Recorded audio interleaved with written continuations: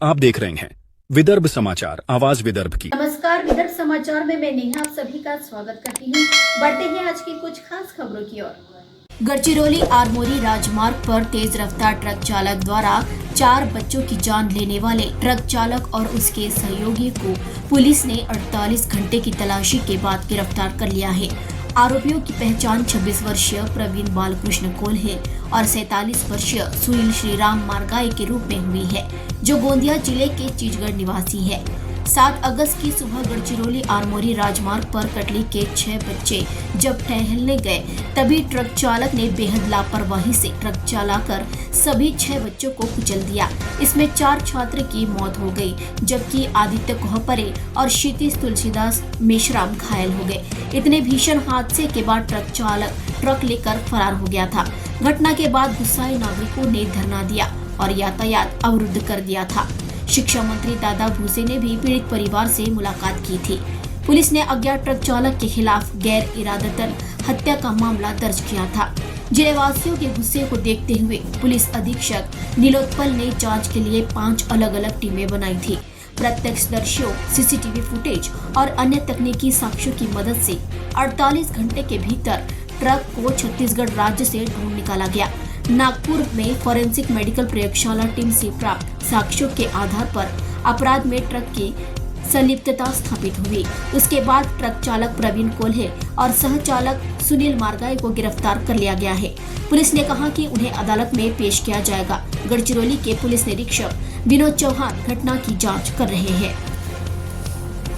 बल्लारपुर शहर की सड़कों पर घूमते आवारा मवेशी वाहन चालकों व राहगीरों के लिए खतरा साबित हो रहे हैं। यह समस्या बल्लारपुर पेपर मिल गेट से लेकर बामनी टर्निंग पॉइंट तक सैकड़ों जानवर रोड पर बैठे नजर आते हैं।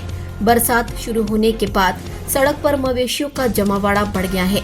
कई बार स्थिति ऐसी हो जाती है कि पशुओं के कारण सड़क पर जाम लग जाता है। वाहन चालक सड़कों पर इनकी चपेट में आकर दुर्घटनाग्रस्त होने की आशंका हमेशा बनी रहती है।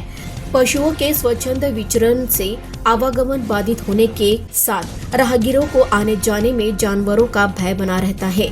सुव्यवस्थित यातायात व संभावित दुर्घटनाओं को दृष्टिगत रखते हुए नगर परिषद प्रशासन द्वारा आवारा पशुओं पर अंकुश लगाने कोई प्रयास नहीं किया जा रहा है। सुबह से लेकर रात तक आवारा पशु सड़कों पर डटे रहते हैं। कई बार देखा गया है कि इन्हें सड़क पर से भगाने की कोशिश में ही दुर्घटनाएं घट जाती हैं। सबसे ज्यादा परेशानी साप्ताहिक बाजार के दिन देखने को मिलती है, जब ये आवारा पशु बाजार में घुसकर अव्यवस्था उत्पन्न करते हैं। इसके अलावा मवेशियों के कारण लोग सीधे से ड्राइव नहीं कर सकते।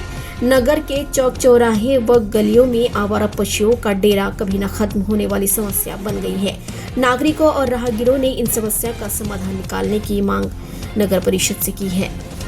सांसद प्रतिभा धानोरकर ने आरोप लगाया है कि चंद्रपुर जिले के बरोरा तालुका के बामरड़ा और सोई स्थित रेत घाटों पर अवैध उत्खनन हो रहा है। इस संबंध में उन्होंने राजस्व मंत्री चंद्रशेखर बावनकुले को पत्र लिखा है। सांसद प्रतिभा धानोरकर ने दावा किया है कि राजस्व विभाग की भूमिका संदिग्ध है।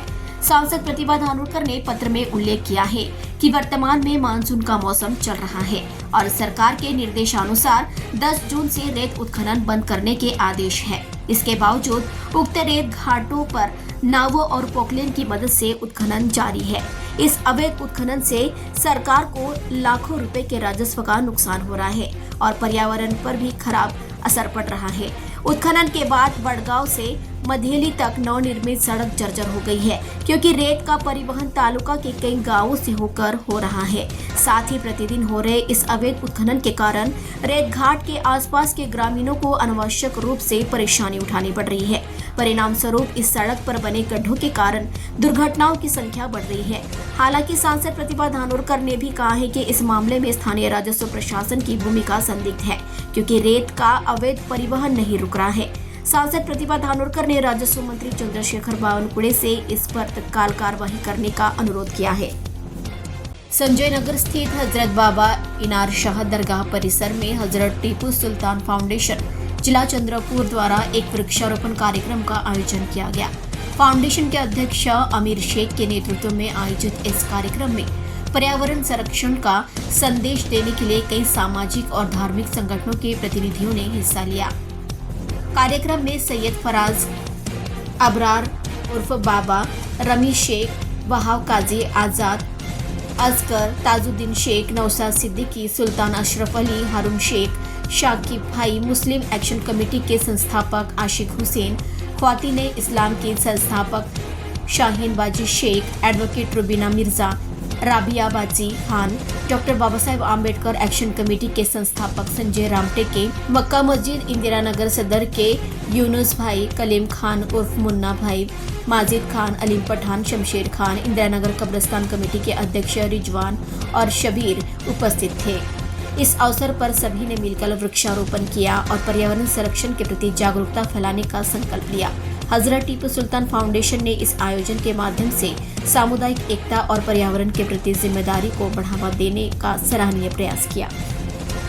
खबरों में आज बस इतना ही। ताज़ा खबरों के लिए देखते रहिए विदर्भ समाचार। तब तक के लिए नमस्कार।